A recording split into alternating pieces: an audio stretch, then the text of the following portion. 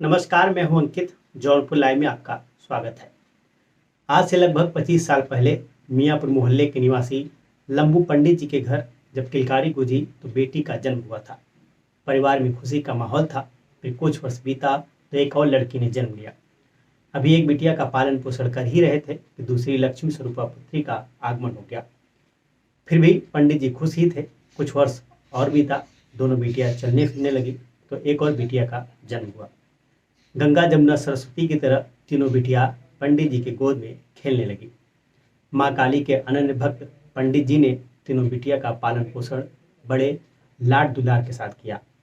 एक बिटिया लगभग 25 वर्ष की है, दूसरी लगभग 22 वर्ष की थी और तीसरी लगभग 18-19 वर्ष की है। तीनों ने खूब पढ़ाई की और दिल्ली जैसे महानगर में जॉब की। कुछ माह पहले ही दूसरे नंबर की मझली बिटिया प्राची मिश्रा दोनों बहनों के साथ घर आई थी। बड़ी बिटिया और सबसे छोटी बिटिया से प्राची ने खुद कहा था कि मैं पापा के पास रुक जाती हूँ, क्योंकि अब गणेश पूजा, दुर्गा पूजा का त्यौहार आने वाला है, पापा की व्यस्तता बढ़ जाएगी।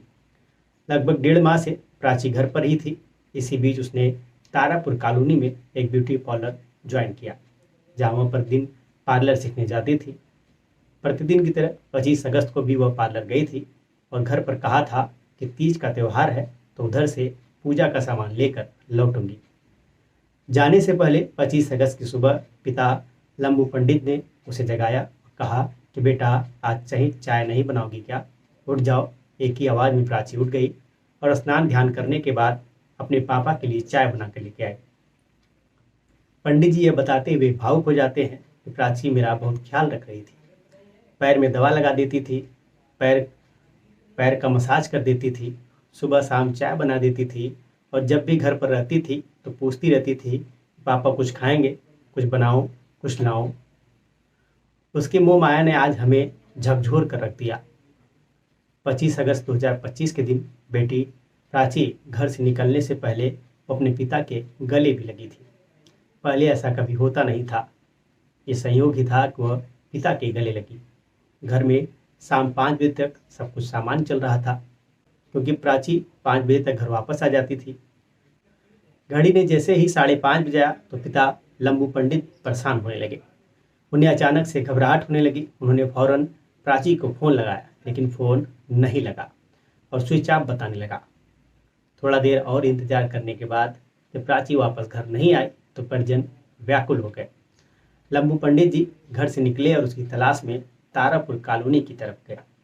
फिर सूचना मिली कि एक लड़की और एक लड़का मछली शहर पड़ाव के नाले में गिर गए हैं। यह समाचार सुनते ही पंडित जी को भय लगने लगा कि कहीं उसमें उनकी बेटी तो नहीं है। फिर भी समय बीतता गया और यह समाचार पूरे जनपद में आग की तरह फैल गया।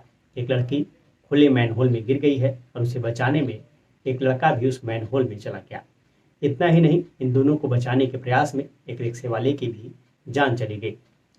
इधर लंबू पंडित जी बिटिया की तलाश में इधर उधर भटकते रहे, लेकिन कहीं कुछ पता नहीं चला। अंततः उन्होंने यह स्वीकार कर लिया कि मेरी बिटिया ही खुले मैनहोल में गिर गई है। इधर मछली सर पड़ाव पर सर्च ऑपरेशन चलता रहा। पूरी रात चला। पूरा इलाका भीड़ से भरा हुआ था। जितनी मुंह उतनी बातें हो रही थी। देखते ही देखते रात बीत गई, लेकिन किसी का कुछ पता नहीं चला। सर्च ऑपरेशन पूरे 26 घंटे तक चला। वाराणसी से एसडीआरएफ की टीम आई, तब जाकर वी मार्ट के पीछे पठनटोलिया में दोनों का शव मिला। शव मिलते ही परिवारों पर दुखों का पहाड़ टूट पड़ा। समीर के परिजन लंबू पंडित जी से लिपट कर रोने लगे। वह कहने लगे कि हमारा बेटा आपकी बेटी को बचाने में अपनी जान गंवा बैठा। स्थिति इतनी दर्दनाक हो गई कि वह शब्दों में बताया नहीं जा सकता।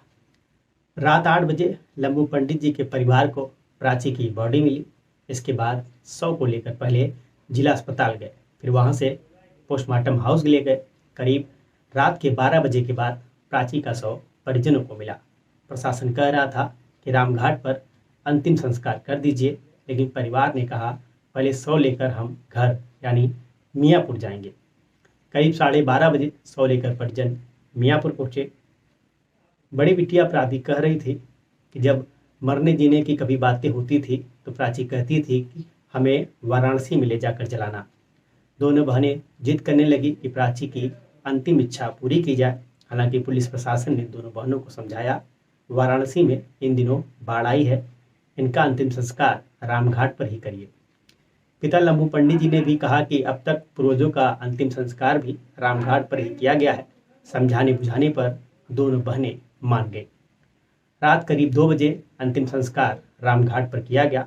इसके बाद 3 बजे परिवार घर वापस आया। दोनों बहनें सुबह अस्थि कलश लेकर वाराणसी के गंगा में ले जाकर विसर्जन कर दिया। मियाँपुर स्थित आवास पर शोक व्यक्त करने वालों का तांता लगा हुआ है। पिता लंबू पंडित जी को ढांढस बंधाने के लिए लोग घर पहुंच रहे हैं। पिता के ऊपर क्या बीत रही है या तो वही जानते हैं, लेकिन सबसे बातचीत कर रहे हैं। वही माँ अपने कमरे में बदहवास पड़ी रो रही हैं। वह किसी से नहीं मिल रही हैं। उनका रो रो कर बुरा हाल है। पंडित जी बताते हैं कि तीनों बहनें किसी त्यौहार पर एक जैसे कपड़े खरीदती थी और पहनती थी। तीनों में अच्छी बॉन्डिंग है। अभी परिवार गरीबी से उबर ही रहा था कि एक बार फिर इतना बड़ा झटका लगा है। दिल्ली में दोनों बहनें थी, वहां से फ्लाइट से बनारस आई। इस दुर्घटना से परिवार को बड़ा झटका लगा है। लंबू पंडित जी दुर्गा पूजा, लक्ष्मी पूजा, गणेश पूजा, विश्वकर्मा पूजा और लोगों के घरों पर जाकर पूजा पाठ कराते हैं। बस ईश्वर से यही प्रार्थना है कि इस दुख की घड़ी को सहन करने की शक्ति परिवार को दें। सवाल यह उठता है कि जब बिजली के खंभे में करंट पहले से आ रहा था, जिसकी चपेट में आकर कुछ जानवरों की मौत हुई थी, तो बिजली विभाग इसके बाद भी क्यों नहीं जागा? अगर गरीब परिवारों की जगह कोई प्रभावशाली व्यक्ति होता तो क्या महकमा अब भी शांत बैठा होता? आखिर इतनी बड़ी लापरवाही का जिम्मेदार कौन है? क्या महज 4-4 लाख रुपए की मदद से परिवारों का कल्याण हो जाएगा? सवाल बहुत है, लेकिन जवाब देने वाला कोई नहीं है।